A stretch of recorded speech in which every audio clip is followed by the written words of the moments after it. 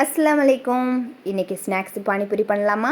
அதுக்கு கொஞ்சம் கொத்தமல்லி, ஒரு பச்சை மிளகாய், சீரகம், மிளகு, ஒரு தக்காளி எடுத்திருக்கேன். இது எல்லாத்தையும் நம்ம மிக்சியில் போட்டு பேஸ்ட் பண்ண போகிறோம். நான் ஒரு பச்சை மிளகாய் எடுத்திருக்கேன். உங்களுக்கு உரப்பு இன்னும் கூட வேணால் இன்னொரு பச்சை மிளகாய் சேர்த்துக்கங்க. ஏன்னா சின்ன பசங்க சாப்பிட்றது, அதனால் நான் உரப்பு கம்மியாக வச்சுருக்கேன். இதை நம்ம எல்லாத்தையும் போட்டு தக்காளி கட் பண்ணி போட்டு நம்ம பேஸ்ட் பண்ணி வச்சிட வேண்டியதான்.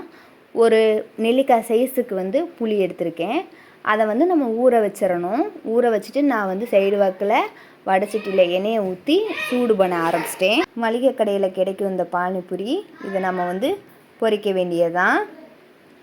மளிகை எல்லா கடையிலையும் கிடைக்குங்க. இப்போ எண்ணெய் சூடேறினவுடனேவும் நம்ம பானிபூரி போட்டாச்சு. சிம்மில் வச்சுக்கோங்க, இல்லைன்னா கருகிரும். பானிபூரி அதுங்களே ஒன்று ஓடிடுச்சு பாருங்கள். இப்படி பானிபூரி பொரித்து எடுத்தாச்சு. இப்போ ரசத்துக்கு புளி கரைச்சி வச்சுட்டே நம்ம அரைச்ச பேஸ்ட்டை இதோட மிக்ஸ் பண்ண போகிறோம். மிக்ஸ் பண்ணிவிட்டு தேவையான அளவுக்கு உப்பு சேர்க்க போகிறோம். உப்பு சேர்த்துட்டா பானிபூரி ரசமும் ரெடி. இதோட வெங்காயத்தை கட் பண்ணி வச்சு நம்ம பானிபூரி சாப்பிட வேண்டியதான்.